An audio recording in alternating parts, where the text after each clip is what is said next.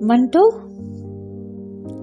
آپ کے شعور لاشعور ہر طرح سے جھنجھوڑنے میں ایک عجیب فلسفہ بیان کرتا جاتا ہے. ہمارے ساتھ رہیے، جڑے رہیے اور سلسلے کو وہیں سے جوڑتے ہیں جہاں سے پچھلی قسط میں منقطع کیا تھا. میں کہہ رہا تھا کہ میں زاہد نہیں ہوں. یہ کہتے وقت میں ادبی زبان میں بہت سی چیزوں کا اعتراف بھی کر رہا ہوں، لیکن اس پہاڑی لڑکی سے جو جسمانی لذتوں کی دلدادہ تھی، میرے تعلقات صرف ذہنی اور روحانی تھے. میں نے شاید تمہیں یہ نہیں بتایا کہ میں اس بات کا قائل ہوں کہ اگر عورت سے دوستی کی جائے تو اس کے اندر ندرت ہونی چاہیے. اس سے اس طرح ملنا چاہیے کہ وہ تمہیں دوسروں سے بالکل علیحدہ سمجھنے پر مجبور ہو جائے. اسے تمہارے دل کی ہر دھڑکن میں ایسی صدا سنائی دے جو اس کے کانوں کے لیے نہیں ہو. عورت اور مرد اور ان کا باہمی رشتہ ہر بالغ آدمی کو معلوم ہے، لیکن معاف کرنا، یہ رشتہ میری نظروں میں فرسودہ ہو چکا ہے. اس میں یکسر حیوانیت ہے. میں پوچھتا ہوں، اگر مرد کو اپنی محبت کا مرکز کسی عورت ہی کو بنانا ہے تو وہ انسانیت کے اس مقدس رشتے میں حیوانیت کو کیوں داخل کرے؟ کیا اس کے بغیر محبت کی تکمیل نہیں ہو سکتی؟ کیا جسم کی مشقت کا نام ہی محبت ہے؟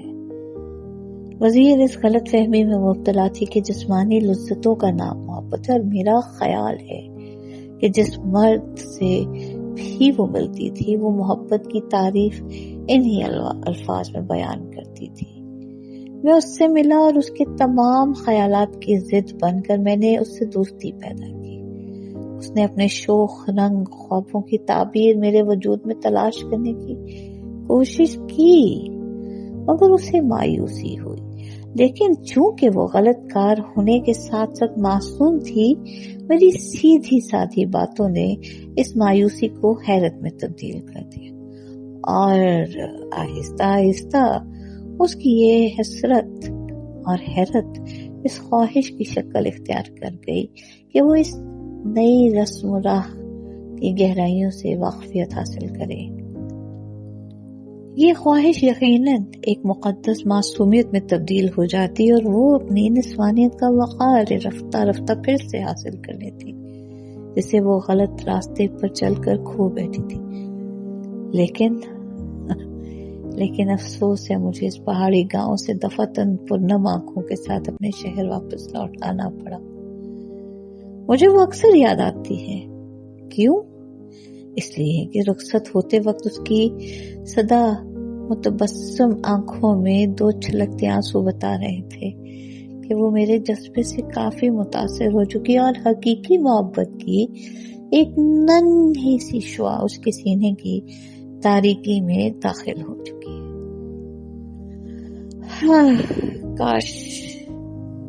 کاش میں وزیر کو محبت کی تمام عظمتوں سے روشناس کرا سکتا، اور کیا پتا ہے یہ پہاڑی لڑکی مجھے وہ چیز عطا کرتی تھی جس کی تلاش میں میری جوانی بڑھاپے کے خواب دیکھ رہی ہے.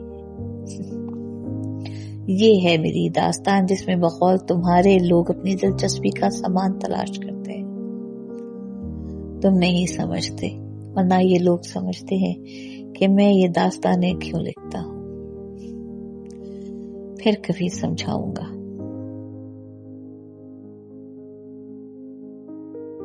منٹو بہت کچھ کہہ گئے اور بہت کچھ کہتے کہتے رہ گئے. اب آپ کی سوچ کے پنہا دروں پہ، دروازوں پہ، دیواروں پہ یہ سخت ہو گیا. محبت کیسی ہونی چاہیے؟ اپنے جذبات، اپنے احساسات، اپنے کامنٹس، اپنی تنقید، اپنی تعریف سے ہمیں ضرور آگاہ کیجیے گا. ہمارے رستے، ہمارے در و دیوار، کھڑکی، دل آپ کے لیے ہر وقت کھلے ہیں. آپ کی آرا کا انتظار رہے گا. ہمارے ساتھ جڑے رہیے. ہمارا ورثہ آپ کا ورثہ. آخری قسط کے ساتھ اللہ نگہبان.